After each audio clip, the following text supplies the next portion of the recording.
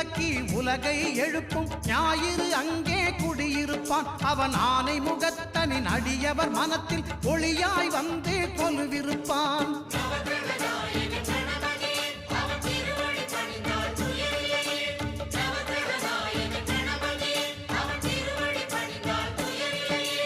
ஒன்பது கோளும் ஒன்றாய் காண அங்கு கற்பகம் என்னும் கடவுளின் மெய்யில்